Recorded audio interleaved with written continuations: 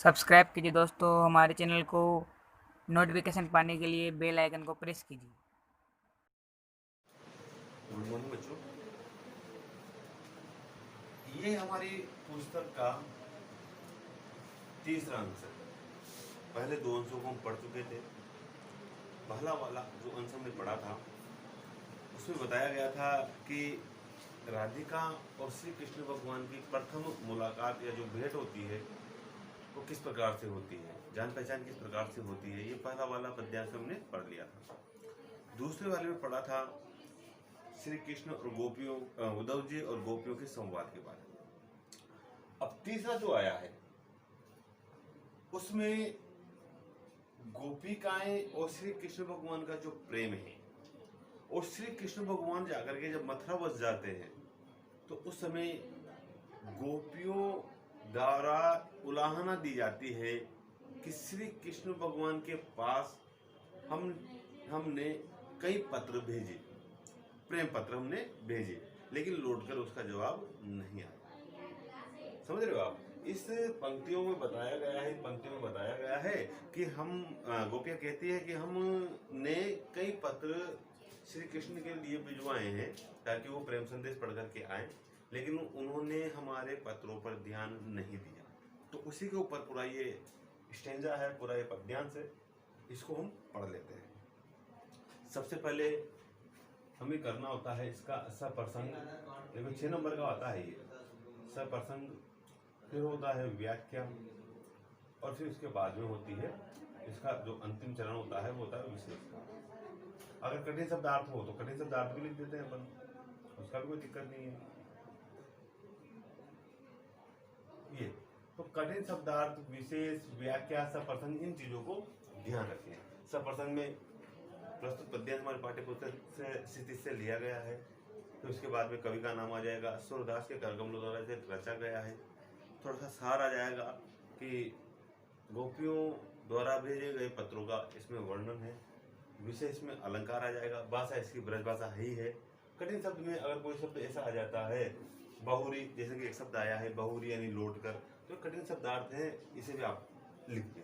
तो इस चारों चीजों से मिलकर के जो हमारे अंक प्राप्त होते हैं वो हमें 6 अंक प्राप्त होते हैं। तो इन चीजों को थोड़ा ध्यान रखें कि किसी चीज का ध्यान नहीं रखना है हमें।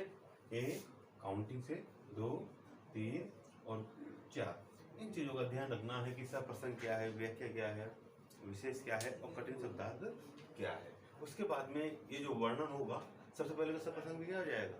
प्रस्तुत पद्यांश और पाठ्य पुस्तक स्थिति से लिया गया है, सूरदास जी के करकमलों द्वारा रचित है और गोपियों द्वारा भेजे गए पत्रों का इसमें वर्णन है। ये हो गया आपका सप्रसंग। व्याख्या जो मैं अब आपको बता रहा हूँ उस प्रकार से करना है। संदेशनी मधुबन कोप भरे, गोपियां वर्णन करते हुए कहती है, मधुबन का मतलब होता है मथुरा।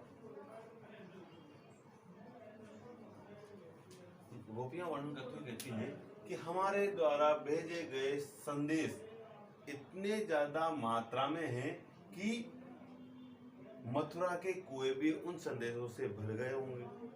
उन्होंने क्या कहा कि हमारे द्वारा इतने संदेश श्री कृष्ण को भेजे गए हैं, ऐसा लगता है। कूप यानी होता है कुआं, मधुबनी यानी होता है मथुरा, कूप यानी कुआं, यहां लिख देना, है ना। तो हमारे द्वारा मथुरा में इतने संदेश भेजे गए हैं श्री कृष्ण के लिए कि लगता है उससे मथुरा के पूरे कुएं भर गए होंगे। इतने ज्यादा पत्र हमने भेज दिए। अपने तो पटवत नहीं मोहन। अब गोपियां के वर्णन करती हुई कहती है पटवत, ये याद कर लेना बेटा, ये कठिन शब्दार्थ में आता है। पटवत यानी होता है भेजना,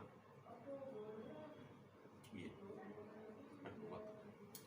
गोपियां आगे कहती है कि अपने तो पटवत नहीं मोहन, मोहन यहाँ पर कृष्ण को कहा गया कि मोहन या कृष्ण, ऐसा लगता है आपने तो हमारे पास किसी को नहीं भेजा, आपने तो हमारे पास किसी को नहीं भेजा। हमरे फिरे न परे, हमारे द्वारा भेजे गए जो संदेश थे वो भी वापस लौट कर नहीं आए।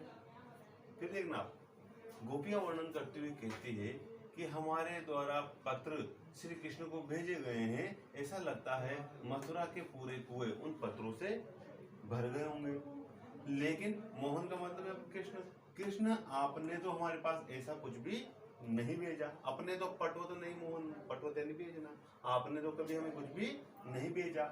हमरे फिरे न फिरे, हमारे द्वारा भेजे गए जो पत्र है उसका प्रत्युत्तर भी फिर लौट कर नहीं आया। आ रहा है ना आपको समझ में? हमरे फिरे न फिरे, हमारे द्वारा भेजे गए जो पत्र है उसका प्रत्युत्तर भी हमें प्राप्त नहीं हुआ।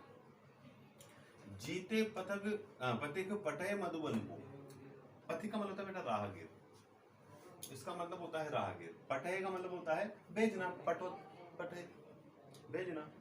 जितने भी पथिक हमने भेजे, मधुबन यानी होता है मथुरा, यहाँ लिखा हुआ है। जितने भी पथिक हमने मधुबन यानी मथुरा को भेजे, बहुरी न शोध करे, बहुरी यानी लौट कर,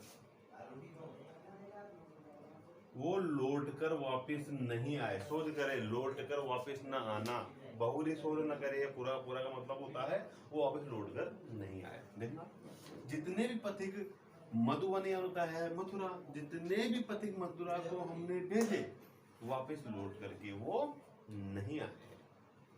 के वे श्याम सिकाए प्रबोधे, प्रबोधे का मतलब देखने का कठिन शब्द आते, प्रबोधे,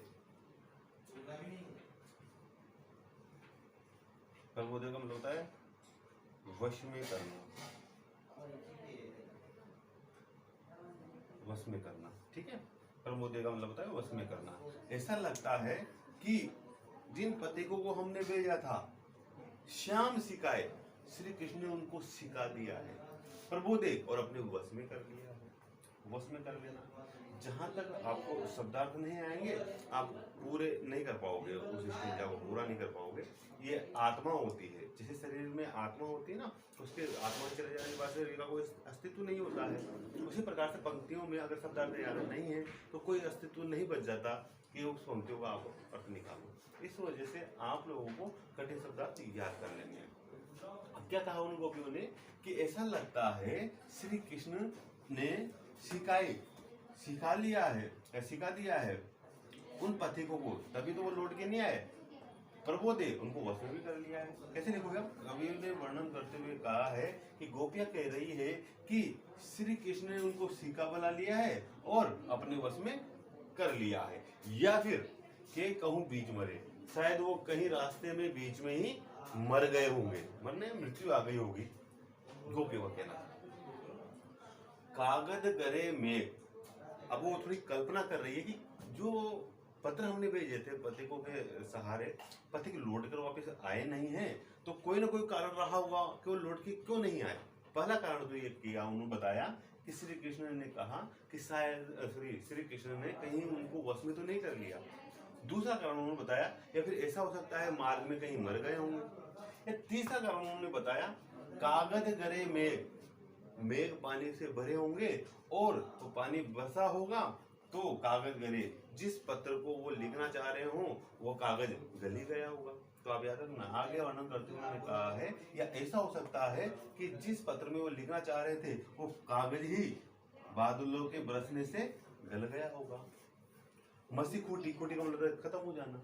ऐसा लगता है कि कलम में मसी समाप्त हो गई होगी, मसी यानी दवात, कलम में दवात खत्म हो गई होगी तो किससे लिखें। सरदव लागी जरे, सरदव, सरदव एक लकड़ी मात्र होती है जिससे कलम बनाई जाती है, गांव में भी होती है, पानी के आसपास पाई जाती है।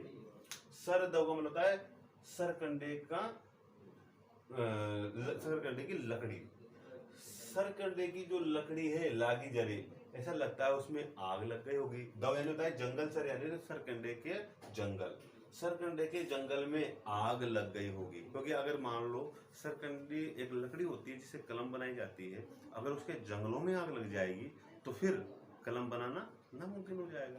तो उन्होंने क्या कहा, या तो बीच में मर गए होंगे या जोर से बरसात हुई होगी, कागज जल गए होंगे या गल गए होंगे, या फिर दवा समाप्त हो गई होगी, या सरकंडों के जंगल में आग लग गई होगी जिससे कलम बनाना मुमकिन नहीं था।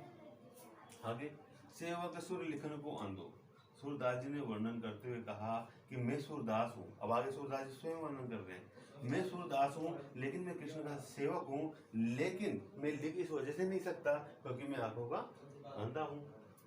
पलक कपाट अरे, लेकिन मैंने, कपाट का मतलब दरवाजा, लेकिन मैंने पलक रूपी दरवाजे को बंद कर रखा है। पलक में बंद कर रखी थी सूरदास जी ने, तो श्री कृष्ण भगवान यहाँ से जाते नहीं है।